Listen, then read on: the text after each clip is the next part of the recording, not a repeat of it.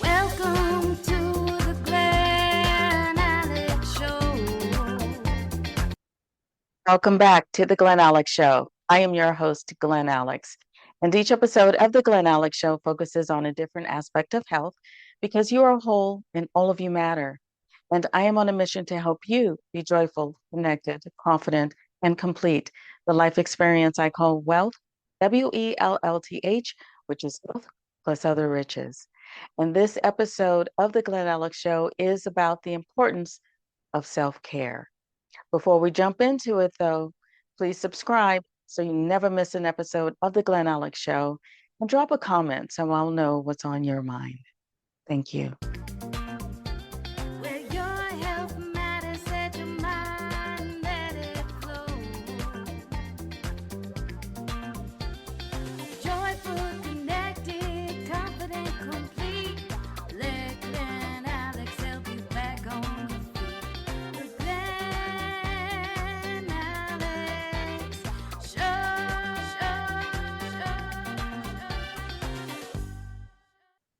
Please help me welcome my guest, Dr. Matthew Campbell, who is a clinical psychologist who helps people build sustainable self-care without burnout or guilt.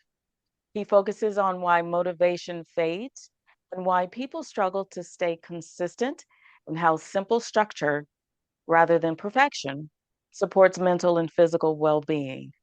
Dr. Campbell is the co-creator of our Primal 5, a framework centered on 5 foundational areas of health: sleep, sunlight, movement, social connection, and consumption.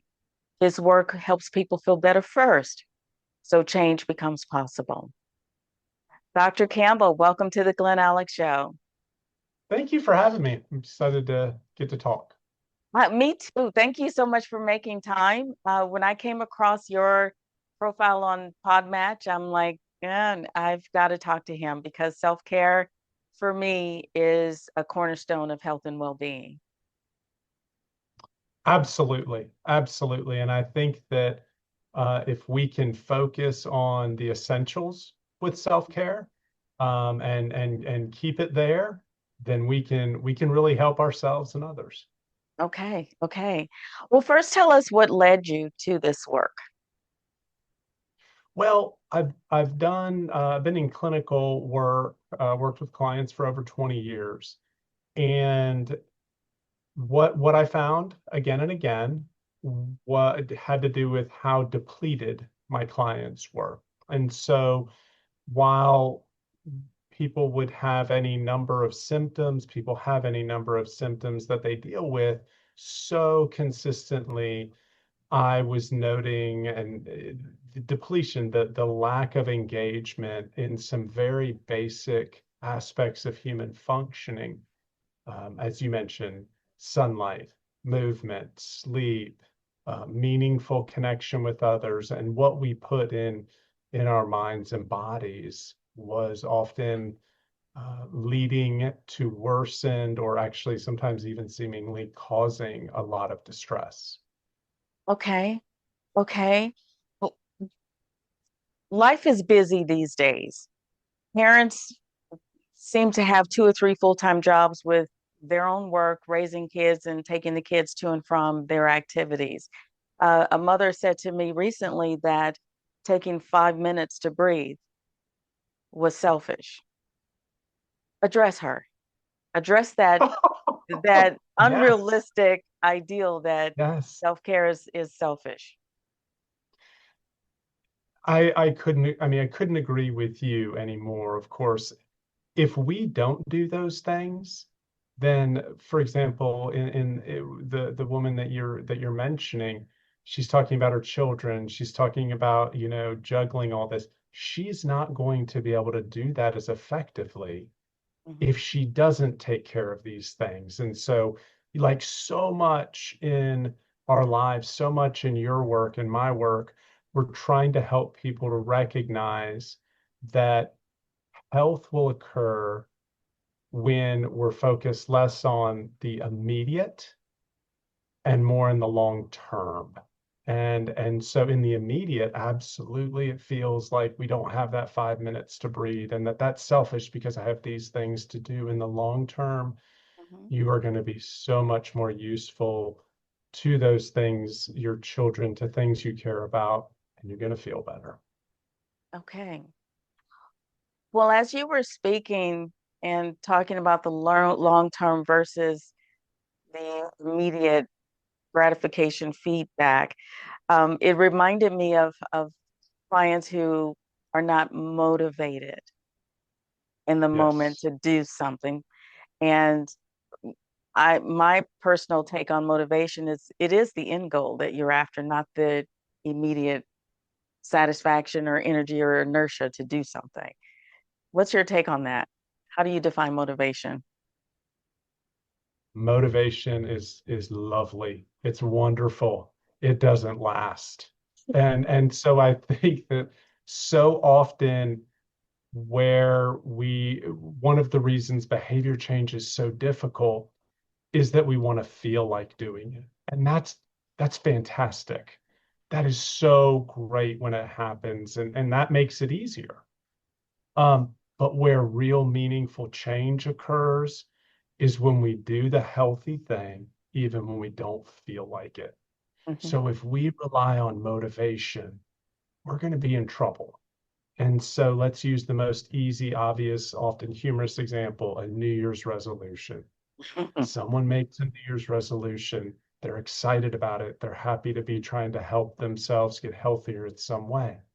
Well, that's great for a week, but that's why so many of them fail after a week, because when the feeling, when the excitement fades, then all of a sudden other things get in the way and we don't keep them. We're not going to feel like doing it all the times. Health is when we do it, regardless of how we feel. Okay. So motivation in that way is irrelevant if you Well, I know, think it's fantastic. okay. If it's I not think there it's though. fantastic.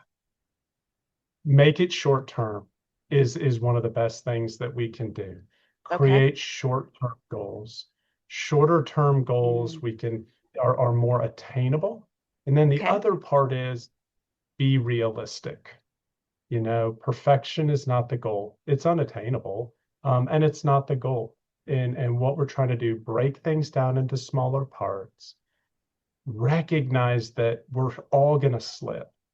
Another major roadblock to behavior change is that we perceive if we slip or if we plateau, then we've failed, then it's no good. Back to, we're back to square one. And that is so untrue. Mhm. It is inevitable in behavior change that we're going to slip. It's inevitable that things are going to level out for a while. The key is that we just stick with it. We have Okay. grace and for ourselves, and we stay with it, and that gives us that opportunity. Okay. Okay. That works for me. Now, you mentioned earlier that your clients, you noticed that your clients were depleted. Can you Yes. just drive home the point about how important self-care is for mental and overall health? I absolutely can. And so just as a brief explanation is that the self-care approach that I am so passionate about has to do with what did our ancestors do? What were our bodies made to do? We live Okay. in a world that makes doing those so much more difficult because we have so many choices. There are so many, easy buttons, but those are short term. They're not going to fulfill us in the long term. So the depletion comes from, for our sleep, our emotional tolerance is much worse, and our impulse control and our focus are all much worse with a lack of sleep, with great fatigue. If we don't move our bodies, that's a major it's a great stress management technique. And further, we know that exercise can be equivalent to antidepressants. So we know the benefits on our mood. The isolation, loneliness, it's an epidemic. There's a white paper on this. It's so profoundly essential that we have that human connection. We're pack animals. And then, the consumption part, that's our fuel. What we put in our minds and bodies, that's what fuels us. And so, that's going to be an unstable energy source. And so we're more likely to bounce around a good bit emotionally when we're not good using good fuel through what we consume. Okay. Okay. How did you settle on the Primal Five? Well, it came, it was actually something you're very familiar with. It was through intake evaluations. And when we go through the intake, the areas of our intake interviews, I Okay. kept noticing this pattern that of these five things, there would inevitably there would be two that were off, right? Mm-hmm. Often it would be more than that. And I think that it's sometimes it's even dependent on the client's age. Like particularly for our younger clients these days. I mean, it's, they're growing up in a difficult time, and and Mm-hmm. and in terms of they have so many choices. They have computers in their hands. They grew up with computers in their hands that are addictive. And they get judged a lot for that, but that's all they've known. Mm-hmm. And those things can really get a hold of us. So, but but it can be different for different people. But the numbers, Glenn, the numbers are overwhelming, and I actually have them over here. But just research estimates, that 50 to 70% of people, their sleep is impaired. About half of people, are experiencing loneliness. Exercise and poor diet is 70 to 80%. Half of people aren't getting good, exposure to the sun. And it goes on and on. Excessive screen time, of course, is over 70%. So there's these things that are so essential and simple, but we find them hard to do. Very simple, very simple. But do you find that um, in this age of technology, maybe particularly for the younger folks, that um, their issues with the Primal Five are more about um, getting sunlight, getting out of the building, away from the computer, moving, getting physical activity in, and the socialization? Do you I find think those you're impact the hitting younger people more? I think what you're pointing out is really a great point, and a real important aspect that can go either way with these primal five. And what that is they're so interconnected. And as you're saying, Yeah. if I'm spending a great deal of time on a screen, what am I not doing? I'm not outside. I'm not having, in-person human contact. I'm not moving my body. I'm not doing all of these things. And so they are so interconnected. The good thing is that it can go the other way too. We can try to find a friend or a few friends to go, walk together in the morning time, so we get sunlight and social engagement and moving our bodies. We can do all of these together. So it does, like for the mom who doesn't have that 5 minutes to breathe, hey, we call that stacking, put them together. Okay. So it doesn't have to be just these isolated things. I missed Okay. your point. I missed addressing specifically what you were saying though, and that has to do with the phones, with the teenagers and such. And we know it's the data is really overwhelming on this, particularly teenagers. When they get over 2 hours of screen time, that's the critical juncture. That's when the data suggests that real problems come about. Okay. Okay. Thank you for that. How do you see boundaries playing into healthy self-care? I think it's a lot like what you mentioned. I keep coming back to your client that you mentioned, but it's the boundaries of if I don't take care of myself, is that the idea is that I'm being selfish, you know, these basic essential things I need, well, that's me. That's my boundary. That is what is mine. I mean, that's the essence of boundaries is what's mine is mine. What's yours is yours. We'll respect that, and manage those. Well, what's mine is I have got to take care of myself for myself and to engage in my valued behavior. And if I don't do that, all of it will suffer. Okay, I like the way you put that. I do like the way you put that. Now, I know you have a workbook available, so without giving it away, can Mhm. you just offer maybe one tip for each Primal Five element or of Oh, how to absolutely. engage in it? Absolutely. And part of it also that I would encourage people to do is trying to think through these five and trying to think through where am I good? And then where do I have challenges and difficulties in terms of how important they are?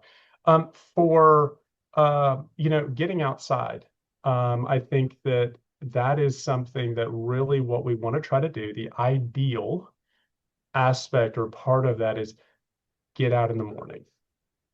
Okay. Morning sunlight is the key. I mean, or it's the ideal. It helps us so much because it helps us not only with that vitamin D, with that sun exposure we need, it also sets our circadian rhythm. And so it's going to help with our sleep at Okay. night. Okay. When we talk about sleep, sleep is something, and I won't get into kind of the nerdy part of it, but basically, the more structure you have around sleep, the better. People a lot of times talk about going to bed at the same time, which is true. Waking, waking at the same time is also really important because we're training our body that this is the time for sleep. When we talk about exercise, exercise is something I really think we get wrong a lot because exercise doesn't mean, that I'm doing an Ironman. It doesn't mean, that I'm going to extremes as we have a tendency to do. Walk is wonderful. Hmm. Walking is wonderful. Or find a few minutes within each day. Throughout our day, let's just find a few minutes. Maybe we're at the office. Let's walk around. Let's do some stairs, for a few minutes and then go back. It doesn't have to be an elaborate workout plan. Okay. Connection. Yeah. Let me interrupt you for 1 second. Um, I do tell my clients and even family and friends to reframe exercise to Mm. activity or just movement because it's not about sweating out in the gym and looking at all the beautiful people, which is a deterrent for a lot of folks. So Yeah. I like the way you put that. It's just move a little bit and you can do a little bit here and there throughout the day. So Yeah. I like that. Now, just going back to sleep for a moment, Yes. you mentioned waking at the same time every day. Does that include off days? Because some of us like to sleep in.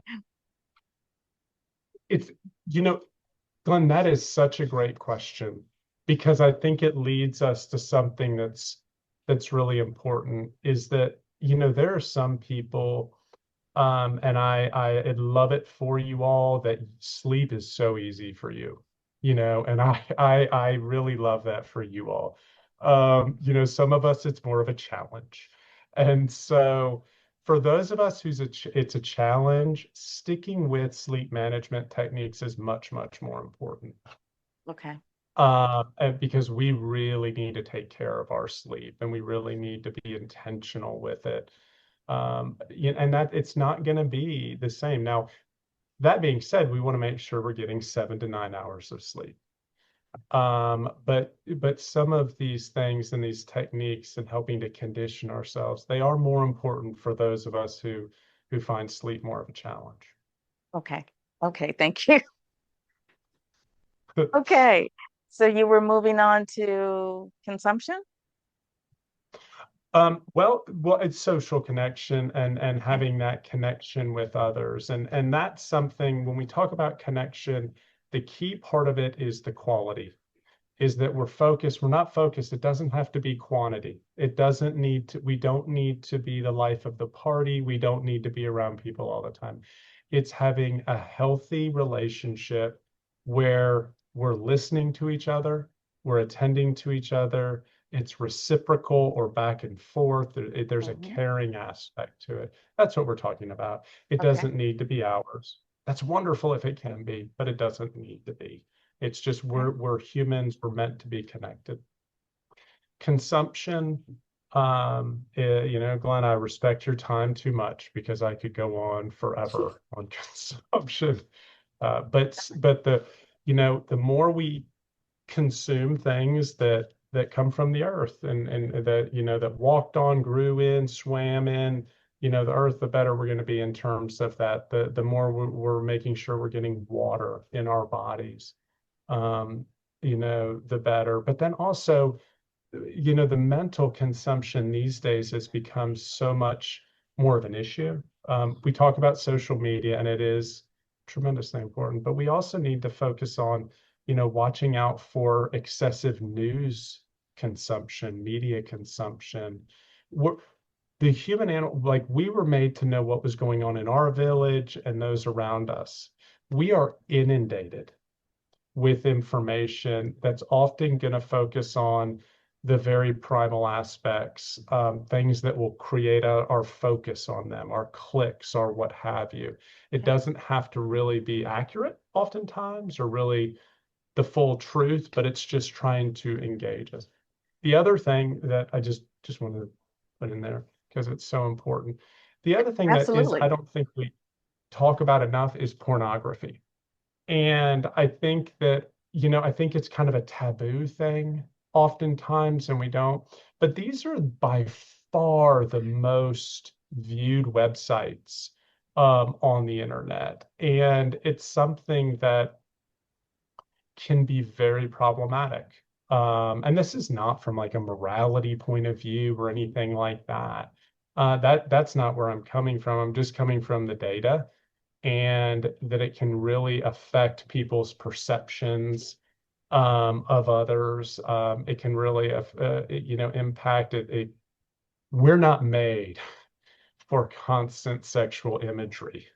That's just not what we're made for.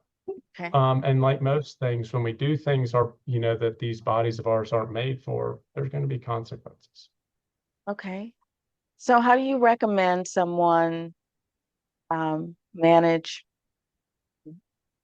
consuming the news and social media and the porn? Well, I think that a lot of it are time limits. Like one of the tricky things about the news is we're taught we want to be an informed populace. We want to have an informed opinion, and I agree. But that doesn't mean we need to spend an hour watching or scrolling through news stories. 15 minutes, we're going to be able to get enough for the majority. We're going to be able to do it in 15 minutes. And at most, maybe we do 15 minutes in the morning and the evening. I think that's probably overboard, but that's what we do. And we really want to try to find, it's kind of a sign of the times that we have to find unbiased news sources or news sources with limited bias.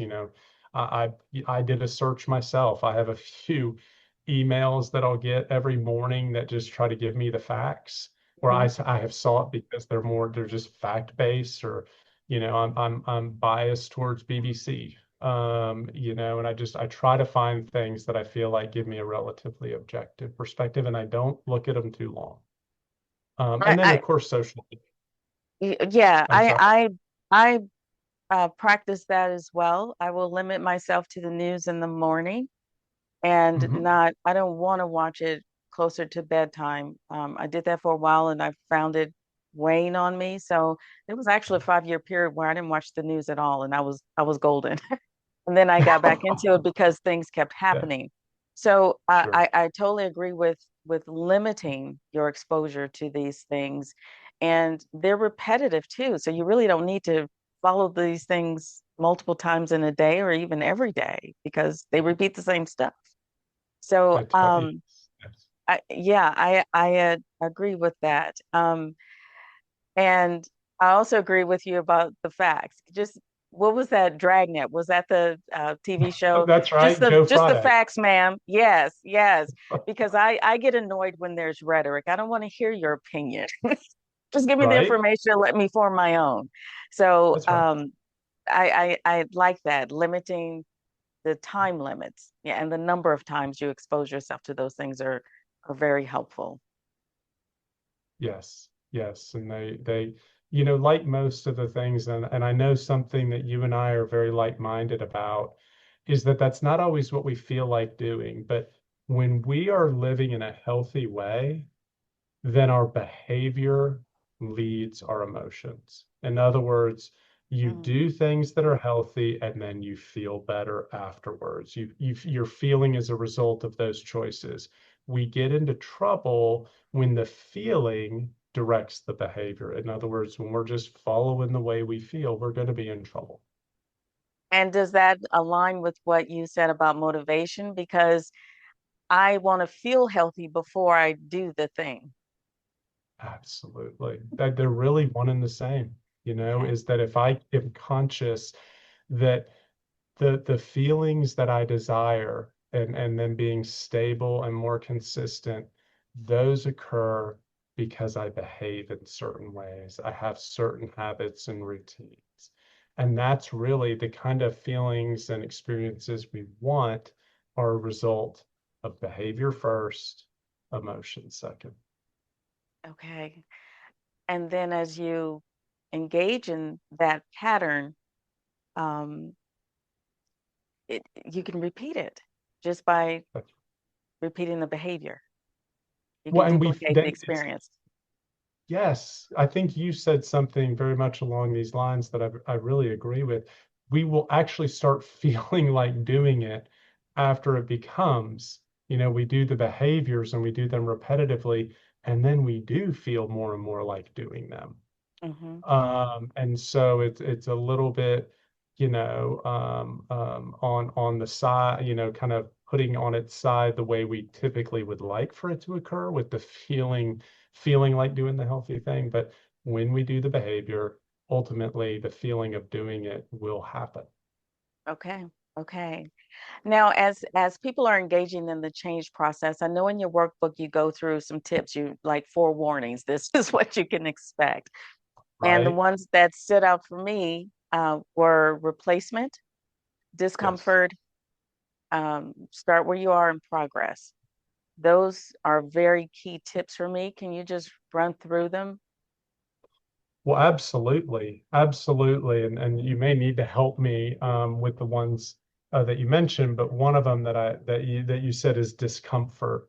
Um, Discomfort is part of change. Discomfort is part of change, and a lot of times when we feel uncomfortable, we'll perceive that means something's the matter. Hmm. Well, I always use the example of exercise. If you walk into a gym and let's say you've got this certain exercise program, that's what you're choosing to do. If you walk out of the gym feeling exactly the same way you did as when you walked into the gym, what does that tell you? You probably didn't do anything, right? Because that sweat we feel, the muscle fatigue, right? Out of breath, whatever, that tells us that we changed something, we pushed ourselves. Discomfort is part of change.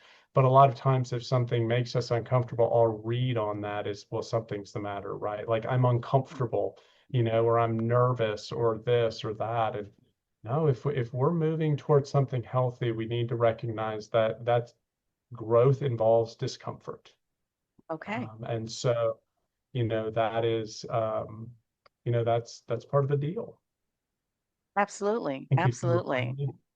Well, um, progress, what progress is. Absolutely is we are trying to get better.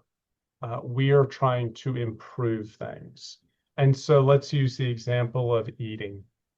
Eating is something, trying to eat cleanly. Um, if we tend to eat a lot of processed foods, then progress would be, hey, I'm going to try to make sure I eat one clean meal a day, right? Okay. I'm trying to improve and make progress. If my focus is always on the end result, I'm setting myself up for failure, Okay. right?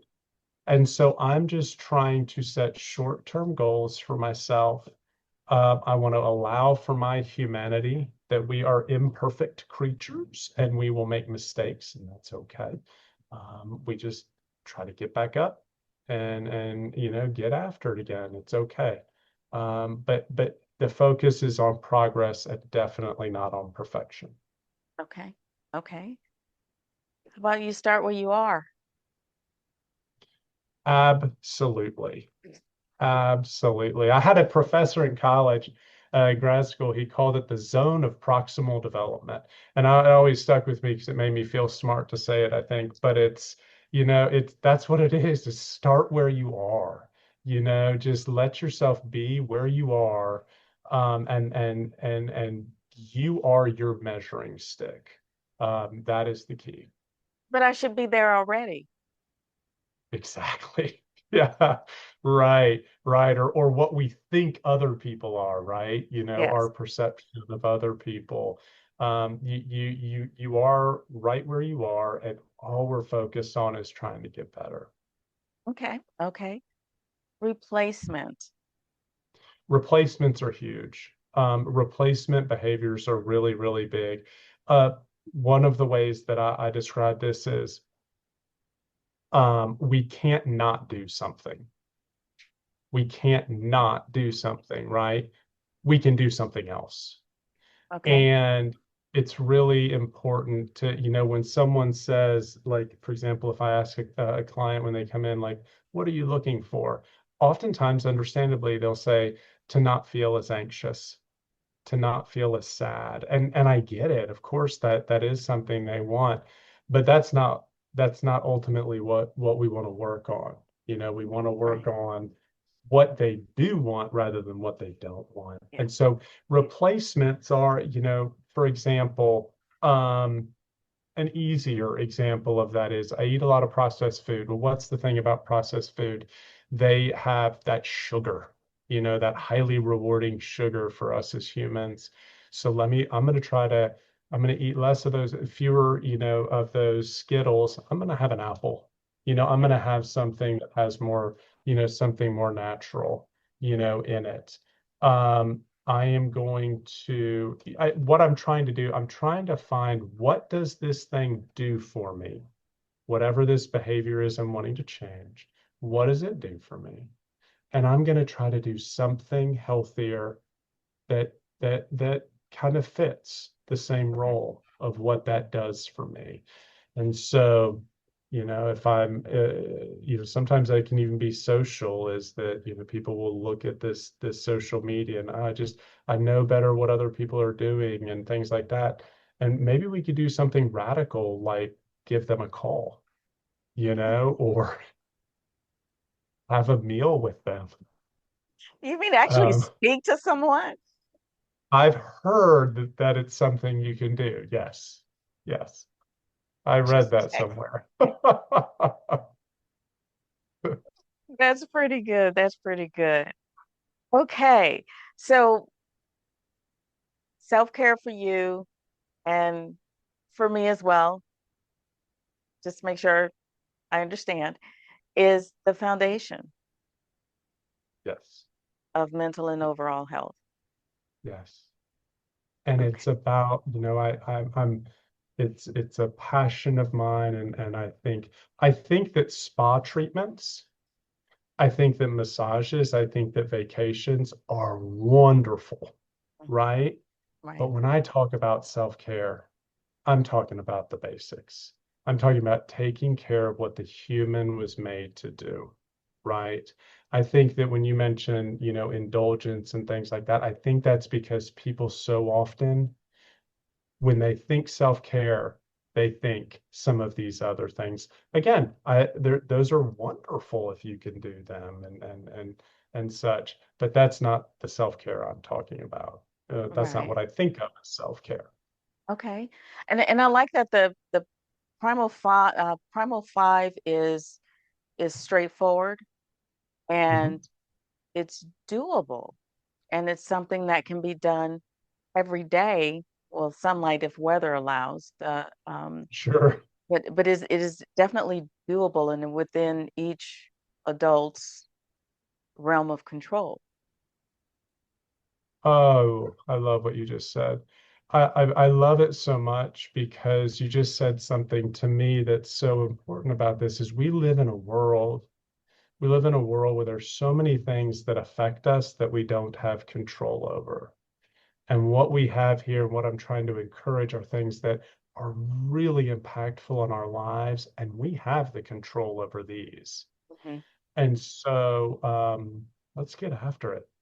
So we've tried to create this structured approach, to help ourselves of structure and looking at progress, not perfection. We've tried to, you mentioned some of the behavior change techniques, that we're trying to Mhm. encourage along the way.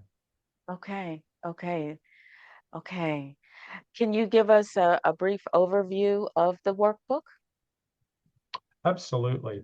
Um, the workbook goes over, it describes the basic ideas, the principles, the reasoning, kind of this aspect of attending to that and that the human that our ancestors, the way when our bodies came to be what they are, what were our ancestors doing? And it goes over the fact that, for our ancestors doing these things, they didn't have a choice. You know, they didn't have a choice. This was just their life. Now we live in a time where we really have to make choices, and people are very judgy and, oh, well, they're lazy and so on and so forth. I don't have time for that because it's the recognition it's more difficult for us to do these things right now. Like we really have to be intentional Mhm. in taking care of these things. And so to me, it's important to first of all understand, a problem. Okay, that's the challenge, but now let's get after it. Right. Just understanding it. No, we're not getting anywhere if we're just saying the why. Now we need to get after it to make it better. And Okay. so, yeah, so it goes over that basis. Then it goes over a bunch of behavior change suggestions or techniques or expectations, things to expect for yourself. And then week by week, we go over one of these areas. We start with sun exposure, we go to sleep, then we go to movement, social connection, and consumption. So each of the 5 weeks is spent on one of these areas, and we're just trying to build them up um, Okay. in a very reasonable and structured way. Okay. I mean, it sounds wonderful. I do have the workbook, so I will go through it myself. And Fantastic. I hope it takes off because it is simple and it's necessary. Thank you. Thank you. It is a passion.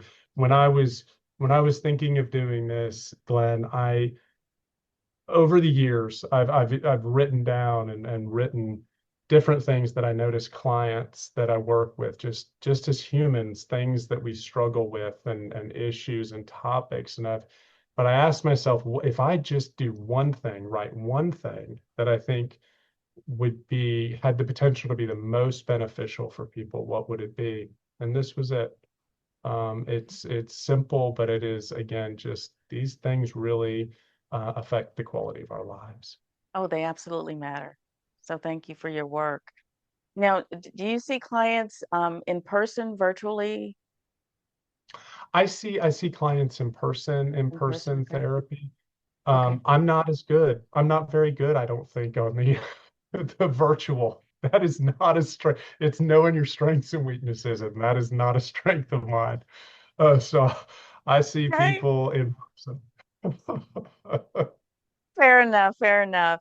Well, do you have any other projects or books that you want to share with us? Well, we have this book and of course our website, our Primal Five, and we are on the cusp of releasing an app Okay. that is along the same lines it's kind of in practice trying to help people monitor things and recognize where they're hitting the mark and where we might could improve with recommendations along the way. Okay, that sounds awesome. Please keep me in the loop. Absolutely. I would love Okay. to. Okay. Now, I know there's a lot to self-care. If you can, what is the Mhm. one nugget or takeaway you want the audience to have? Respect the way we're made. Mhm. Respect the way we're made. Appreciate that we have these big brains.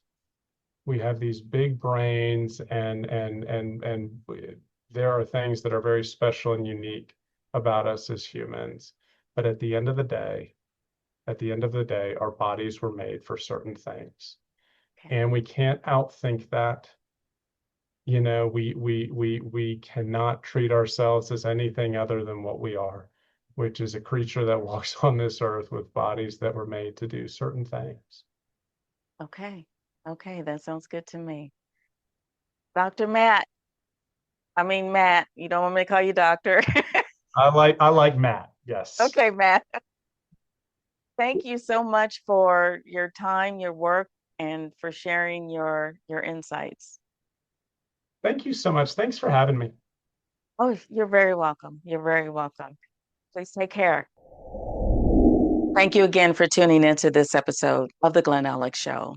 We hope you learned the importance of self-care, how it will enhance your overall health and well-being, including your mental health. Please like, subscribe, and share this episode. Refresh your spirit with a nourishing thought.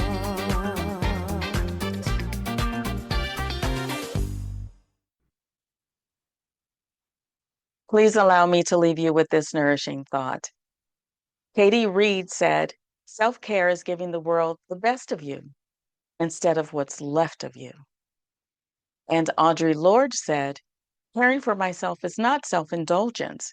It is self-preservation. And that is an act of political warfare. When it comes to mental health and overall health, self-care is non-negotiable.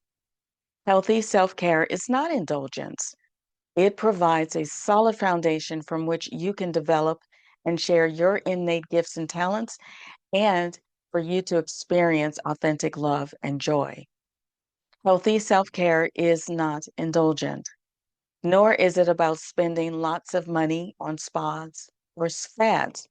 Healthy self-care involves getting good sleep, engaging in mindfulness, getting movement, being social, honest self-reflection, intentional consumption, and setting and maintaining healthy boundaries. All of these actions help reduce stress, improve mood, repel depression and anxiety, high learning, and enhance your relationships and overall well-being. Self-care is not selfish.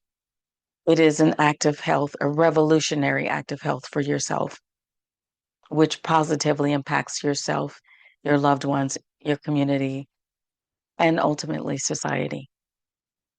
For specific tips to elevate your self-care, connect with today's guest.